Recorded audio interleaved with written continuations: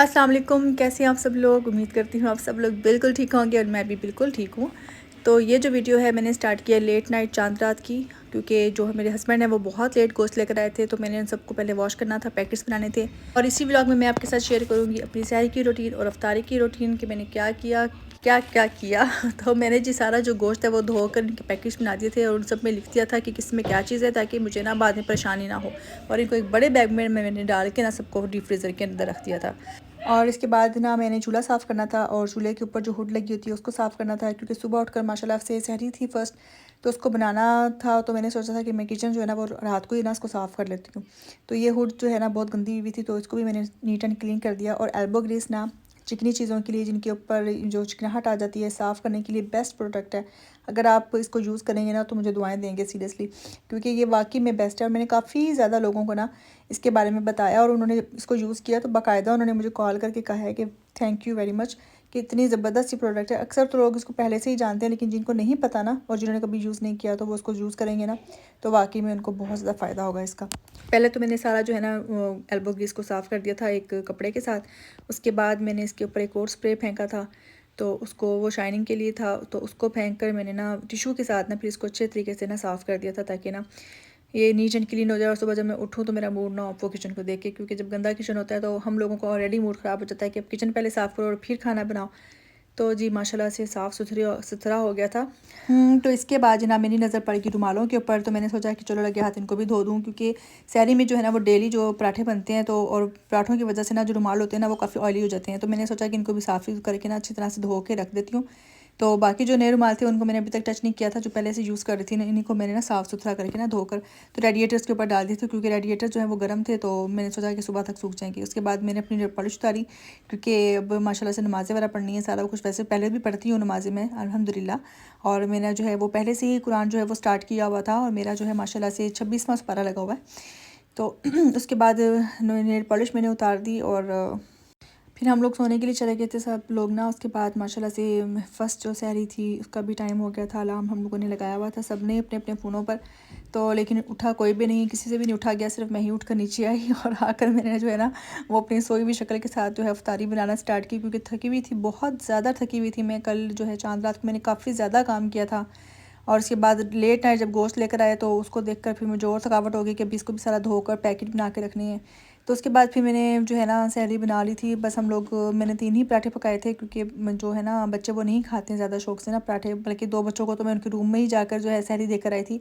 Husband को भी बड़ी मुश्किल से मैं नीचे बुला कर लेके आई, वो कहते नहीं मुझे भी ना रूम में ही ला दो ऊपर। मैंने कहा नहीं, आज तो आप लोग फर्स्ट डे है, नीचे ही आके सब लोग अफ्तारी करो। लेकिन ना 2 जो हैं वो तो आए नहीं। उन्होंने कहा नहीं मामा हमें आप ऊपर ही अफ्तारी प्लीज़ दे देना, क्योंकि स्कूल है उन लोगों का, तो स्कूल की वजह से बहुत ज़्यादा थके हुए थे। तो मैंने सोचा कि चलो बच्चों अब तो आप लोगों को खा लो, लेकिन जब आप लोगों को हॉलीडेज़ होंगी ना 1 वीक के बाद, उसके बाद आप लोगों ने ना डेली नीचे आकर ही ना हम सब लोगों के साथ, बल्कि डेली क्या ये लोग सोते ही भी बहुत लेट है। जब हॉलीडेज़ होती हैं तो ये लोग सुबह सहरी करने के बाद ही सोते हैं, और उसके बाद भी काफ़ी देर तक जागते रहते हैं। उसके बाद फिर दोपहर को कहीं जाके उठते हैं और उसके बाद अपनी नमाज़ वगैरह पढ़ते हैं। लेकिन मेरी जो रूटीन है वो वैसी की वैसी होती है, उसी तरह मुझे उठना पड़ता है, सारा कुछ करना पड़ता है, सारे घर के काम ये वो सब कुछ एज़ यूजुअल। तो जी उसके बाद मैंने जो है ना नमाज़ पढ़ी। हस्बैंड जो है वो भी नमाज़ पढ़ने चले गए थे, बाकी जो बच्चे हैं वो अपने रूम्स में चले गए थे नमाज़ पढ़ने के लिए। और मैंने जो है ना बस अपनी नमाज़ फिनिश करने के बाद मैं फ़ौरी तौर पे नहीं सोई, बल्कि मैंने थोड़ा सा जो कुरान है वो अपना पढ़ा, क्योंकि मेरा जो कुरान है वो तकरीबन ख़त्म होने वाला है, बस आई थिंक 4 पारे ही रह गए थे। तो मैंने सोचा कि उसको मैं ना पूरा स्पारा ख़त्म कर लूँ ना। तो स्पारा अपना पढ़ने के बाद मैं किचन में आ गई, और मैंने सोचा कि मैं ना बर्तन जो है वो धोकर ही सोऊं, क्योंकि मुझे पता था कि सुबह जो है वो लेट ही उठना है मैंने, कि सैटरडे है, तो सैटरडे को ना फिर हम लोग थोड़ा लेट ही उठते हैं ना। और जो बड़ा बेटा है उसकी जो ट्यूशन थी वो थोड़ा लेट ही थी, तो मैंने सोचा कि चलो थोड़ा ट्यूशन इसकी लेट ही है 12 o'clock, तो थोड़ा मैं सो ही जाऊँगी ना। तो बर्तन जो है मैंने सोचा कि मच बेटर है कि मैं रात को ही धो लूँ। देश की जो है वो चाय वाली वो बहुत ज़्यादा डिफ़िकल्ट हो गई थी वही धोना, क्योंकि इस जो है देश की में ना मैं चाय बहुत ही कम बनाती हूँ, बल्कि चाय हम लोग बनाते ही जो है ना वो केटल वाली हैं। लेकिन जो मेरे बच्चे हैं वो केटल वाली चाय बिल्कुल भी पसंद नहीं करते। तो मैंने उनसे बोला था कि आप लोग चाय पी लो ना, तो ज़बरदस्ती उनके लिए चाय बनाई। तो कहने की ठीक है मामा, अगर आपने चाय बनानी है तो फिर देश की में आप हम पाकिस्तान वाली चाय बना कर दी। तो पाकिस्तान वाली चाय मैंने बना तो दी, लेकिन देश की का हशर नशर हो गया। और मैं देश की साफ़ कर रही थी ना, मैं बच्चों को इतनी बातें सुना रही थी ना, इतनी बातें कर रही थी ना, कि उन लोगों की वजह से ना ये हाल हुआ है। क्योंकि बेसिकली हम लोग कैटर वाली जो चाय पीते हैं ना, तो उसमें तो ये हशर होता नहीं है। तो मैंने फिर ना सोच लिया कि मैं इसको अच्छी तरीके से साफ़ कर लूँ, लेकिन नेक्स्ट टाइम इसमें जो है ना चाय नहीं बनाऊँगी। क्योंकि चाय वाला बर्तन जो है ना, वो मेरा एक और नॉन स्टिक पैन है, वो उसमें जो चाय बनती है तो फटाफट उसमें ना साफ़ हो जाता है। भाई सोकर उठने के बाद मैं जो है ना वापस किचन में आई थी, लेकिन उससे पहले मैंने अपनी नमाज़ें वगैरह पढ़ ली थी, कंप्लीट कर ली थी। और यहाँ पर मैं बनाने लगी थी टिक्कियाँ। इसके अंदर जो है वो मैंने ना प्याज और ग्रीन चिली जो उनको ग्राइंड कर लिया था। इसके अलावा कीमे के अंदर मैंने डाली थी रेड चिली और red chilli flakes, coriander powder, salt और क्या था, बस यही था आई थिंक। तो ये सब कुछ डाल के इनको अच्छे तरीके से मिक्स करके टिक्कियाँ बना के मैंने ना कुछ फ्रीज़ कर दी थी, कुछ मैंने निकाल ली थी और शाम को इफ्तारी के लिए बनाने के लिए। इसके बाद चिकन के जो पीसेस थे जो मैंने पैकेज बना के रखे हुए थे, वो भी मैंने रात को निकाल के रखा हुआ था। बस इसको मैंने सुबह उठ के ना ये जो मसाले हैं उसको लगा के मैंने रख दिया था टाइम से ना, दोपहर को लगा दिया था, ताकि शाम तक ना जो अच्छे तरीके से ना मैरिनेशन हो जाए।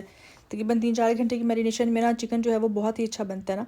इसमें मैंने सिर्फ मैरिनेशन में क्या डाला था कि था सॉल्ट था, इसके अंदर चिकन टिक्का मसाला था, और इसके बाद इसमें इसमें योगर्ट थी। और इन सबको जो है ना वो मैंने मिक्स करके ना लगा के इसको रख दिया था। और यहाँ पे पहले से जो है रोल वगैरह बनाए हुए थे। पकोड़े जो है वो तो मस्त होते हैं अभी हमारे रोज़ों में। पकोड़ों के बगैर तो लगता ही नहीं है कि आपने जो है रोज़ा खोला है। तो ये बहुत ज़रूरी था। पहले मेरा इरादा नहीं था पकोड़े बनाने को, लेकिन जो है ना मैंने सोचा कि नहीं, अगर मैंने ये ना बनाया तो फर्स्ट डे है, आज सबका ही मूड ऑफ हो जाना है कि उन्होंने देखा कि जो पकोड़े नहीं बनाए। तो मैंने सोचा कि आज पकोड़े, समोसे, रोल, कबाब, जो दुनिया की चीज़ है ना वो बना दूँ बच्चों को, ताकि सब खुश हो जाएं। लेकिन मुझे पता था कि सब कुछ खाया नहीं जाएगा फर्स्ट डे ना इनसे। एनीवेज़ बनाना तो था मैंने ना, तो मैंने बना दिया। पकौड़ों के कोई इतने ख़ास स्पेशल इंग्रेडिएंट्स नहीं थे, बिल्कुल सिंपल से मैंने इसमें जो मसाला चाट डाले हुए थे। और अब बारी थी जी गुड डीड चाट की। तो उसमें जो फर्स्ट चीज़ थी वो थी हेल्प प्रीपेयर अफ्तार। तो इसके लिए जो है वो बच्चों ने जो है वो मेरी मदद करनी थी हर चीज़ के अंदर थोड़ी थोड़ी। ये भी आप काट रही हो एप्पल्स भी? ओके। और आपने और क्या बनाना है? Strawberry shake. ज़बरदस्त, अच्छी बात है। साथ साथ में ना वो टाइडी अप भी करती रहना आप ना। ओके। डिस्पेंसर वॉश कर दिया था ना पहले?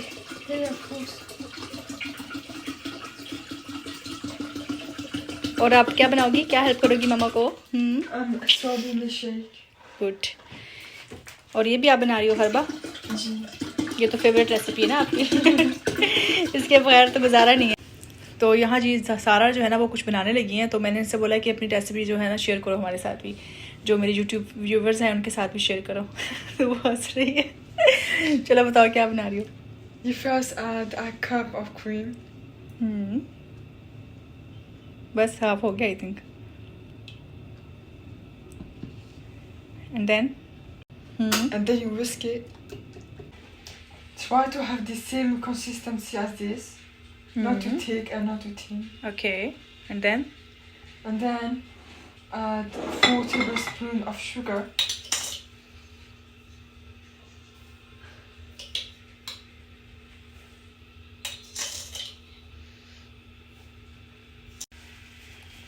And then mix. And then mix.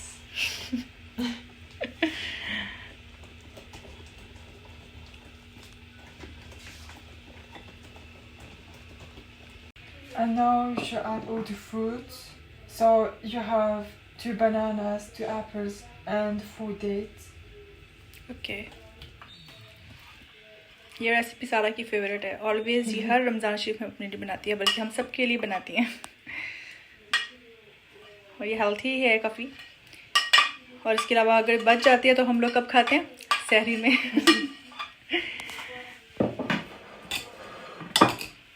Now mix gently. Okay, मेंचुरी। And that's it, all done. ये मामा वाला स्टाइल ज़रूर करना था, टिक टिक टिक टिक।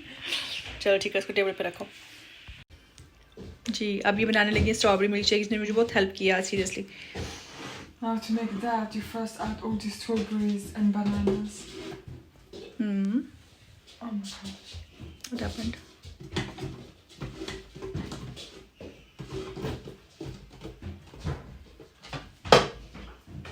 And this is one banana. Okay. And then some sugar.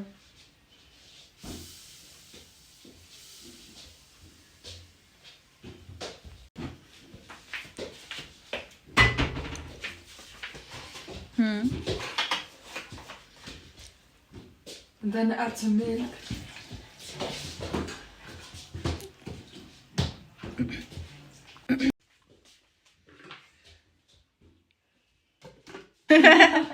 And then blending.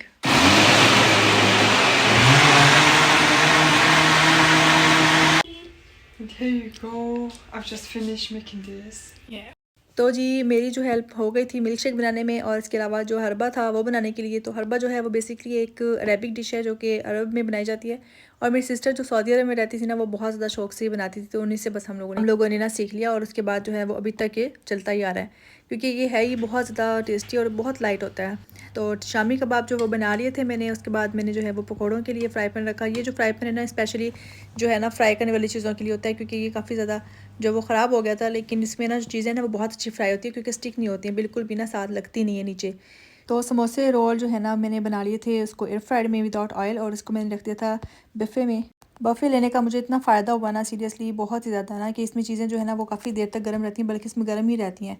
और बाकी जो ब्रोस्ट था ये भी मैंने बना लिया था, उसमें एयर फ्रायर के अंदर ही बना लिया था, और टेबल जो है वो मैंने रेडी कर दिया था। रोज़ा जो है वो माशाल्लाह से बिल्कुल खुलने वाला था, सिर्फ 10 मिनट ही रह गए थे, और बफ़े के अंदर मैंने सारी चीज़ें रख दी थी ताकि इसके अंदर गर्म ही रहेंगी। आज का जो व्लॉग है यहीं पर ही ख़त्म करती हूँ एक अच्छी बात के साथ, कि जिसने एक दिन का रोज़ा अल्लाह ताला की रज़ा हासिल करने के लिए रखा, तो अल्लाह अज़्ज़ा व जल्ला उसे जहन्नुम से इतना दूर कर देगा जितना कि एक कौवा जो अपने बचपन से उड़ना शुरू करे और यहाँ तक कि बूढ़ा होकर मर जाए। सुभान अल्लाह, कितनी प्यारी बात है। तो जी इंशाल्लाह मिलेंगे न्यू व्लॉग में, और उस वक्त तक के लिए अल्लाह हाफिज़।